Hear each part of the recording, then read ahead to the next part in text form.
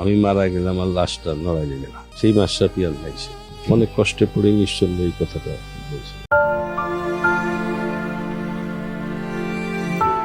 বাংলাদেশের সবচেয়ে জনপ্রিয় ক্রিকেটার, যিনি নিজের এলাকার জন্য সবকিছু করেছেন, তিনিই বলেছেন এমন একটি কথা যা শুনলে বুকটা ভারী হয়ে যায়। মাশরাফি বিন মুর্তজা তার বাবাকে বলেছেন মৃত্যুর পর তার লাশ যেন নড়াইলে না আনা হয়। কি এমন কষ্ট পেয়েছেন এই মানুষটা, কেন এতটা অভিমান জমেছে বুকে, এ বিষয়ে আরও থাকছে বিস্তারিত প্রতিবেদনে। মাশরাফি বিন মুর্তজা, এই নামটা বাংলাদেশের ক্রিকেটে শুধু একটি নাম নয়, এটা একটা আবেগ, একটা অনুপ্রেরণা। চোটের পর চোট সামলে মাঠে ফেরা, দলকে নেতৃত্ব দেওয়া, সাধারণ মানুষের হৃদয় জয় করা।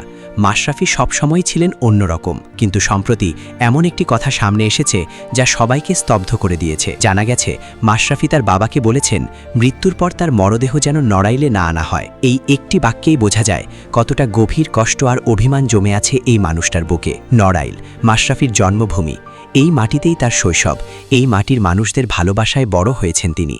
নিজের এলাকার জন্য তিনি করেছেনও অনেক কিছু, স্থানীয় উন্নয়নে অবদান রাখা, নির্বাচনী প্রচারণায় সক্রিয় থাকা, সবসময় নড়াইলকে বুকে আঁকড়ে ধরেছেন মাশরাফি। তবুও কোথাও একটা কষ্ট জমেছে, এমন কিছু হয়েছে যা এই মানুষটাকে ভেতর থেকে ভেঙে দিয়েছে। নিজের মানুষদের কাছ থেকে কতটা আঘাত পেলে একজন মানুষ এমন কথা বলতে পারেন, সেটা ভাবলেই মনটা ভারী হয়ে যায়। মাশরাফির এই উক্তি এখন সোশ্যাল মিডিয়া থেকে শুরু করে মূলধারার গণমাধ্যম সর্বত্র আলোচিত হচ্ছে। অনেকেই প্রশ্ন তুলছেন কি এমন হলো যে নিজের ভিটেমাটির প্রতি এতটা অভিমান জন্ম নিল তার মনে।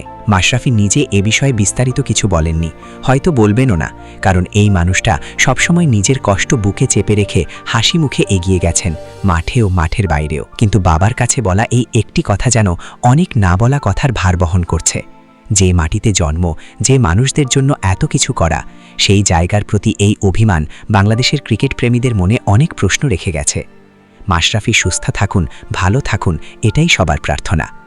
জামান, স্পোর্টস ফিল্ড ভিডিওস।